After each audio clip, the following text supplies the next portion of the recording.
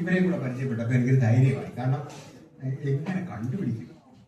ചെറിയ ഇൻഫ്ലുവൻസേഴ്സിനെ കണ്ടുപിടിക്കാൻ അത്ര എളുപ്പമല്ലല്ലോ. പേരെ കാണുന്നെങ്കിലും നിങ്ങളുടെ മെസ്സേജ് അയച്ചാൽ നിങ്ങൾ ജാടയായിരിക്കില്ലേ, ആരോടാന്നൊക്കെ ചോദിച്ചിട്ടുണ്ട്. എത്ര പേര് ചോദിച്ചെന്നറിയാം, ആരോടാ, എന്തിനാ വരുന്നത്, എനിക്കെന്ത് കിട്ടും, ഇതിലൂടെ എപ്പോൾ പ്രൊമോഷൻ തരും? ഞാൻ പ്രൊമോഷനല്ല, പ്രൊമോഷന്റെ കാര്യം ആദ്യം പറയാം. അപ്പൊ ഫോൺ പോലെ അല്ല, കുറച്ച് പാടായിരിക്കും ഫസ്റ്റ് ഇനിഷ്യേറ്റീവ് യൂസ് ചെയ്യുമ്പോൾ. അങ്ങനെ ഇഷ്യൂസ് ഉണ്ടെങ്കിൽ എല്ലാവർക്കും എക്സ്പേർട്സ് ആണ് ആക്ച്വലി അവർ പറഞ്ഞുതരും. ഭയങ്കര എളുപ്പമാണ്. ഇപ്പോഴത്തെ ഫോൺ പോലെ ഇപ്പോഴത്തെ നിങ്ങൾ ഫോൺ ഉപയോഗിക്കുന്നോ സെയിം തന്നെയാണ് ക്യാമറ, എല്ലാം ടച്ചാണ്. പിന്നെ ബേസിക് നമ്മളിപ്പം എല്ലാവരും പ്രോ മോഡ് എടുക്കുന്നത് എപ്പോഴും ഷട്ടർ സിഗ്നേച്ചറുണ്ടാവും.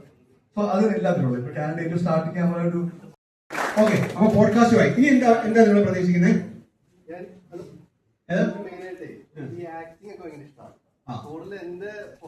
എല്ലാ മാസവും ആക്റ്റീവ് വർക്ക്ഷോപ്പ് ഉണ്ടാവും. അതല്ല മെയിനായിട്ട് എന്റെ ഏറ്റവും ഓൺ വോയിസ് വീഡിയോസ് ആണ് റീച്ച് ഉള്ളത്. നമ്മൾ ക്രിയേറ്റീവ് ആയിട്ട് ചെയ്ത റീച്ച് ഇല്ല.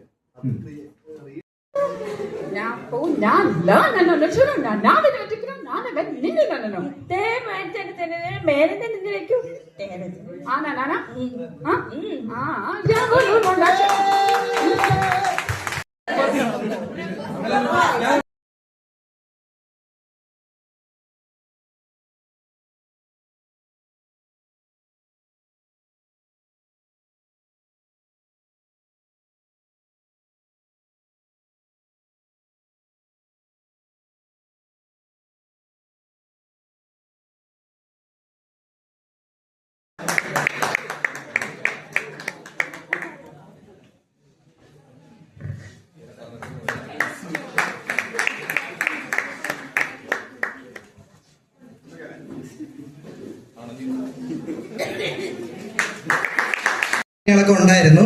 എന്ന് വെച്ചാൽ ഞാൻ അന്ന് 9ൽ പഠിക്കുന്ന സമയമാണ്. ഞാൻ ഇപ്പൊ എഞ്ചിനീയറിംഗ് കഴിഞ്ഞു.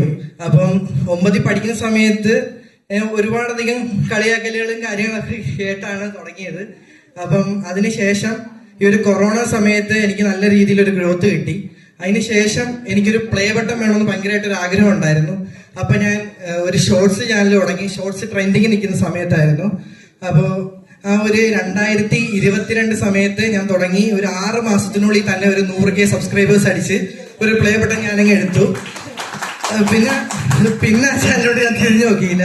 കാരണം പിന്നെ ഷോർട്സ് ഒക്കെ ഒരുപാടധികം വളർന്നു, ഒരുപാടധികം ക്രിയേറ്റേഴ്സ് വന്നപ്പോഴത്തേക്കും പിന്നെ ഞാൻ ആ സമയത്താണ് എഞ്ചിനീയറിങ്ങിന് കയറിയത്. അപ്പൊ ഞാൻ എഞ്ചിനീയറിങ്ങിലേക്ക് ഒരു ഫോക്കസ് കൊടുത്ത് അതിനകത്തോടെ കയറി. പിന്നെയാണ് ഞാനിപ്പം ഇൻസ്റ്റാഗ്രാം എല്ലാം ഒരു 2023-24 എന്ന് പറഞ്ഞ ഒരു ചാനല്, ജിയോ മച്ചാന്റെ ചാനൽ കണ്ടിട്ടാണ് ഞാൻ തുടങ്ങിയത്.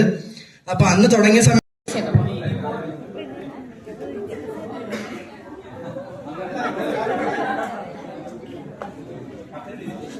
തിരിച്ചും ചെയ്തോട്ടോ. നേരത്തെ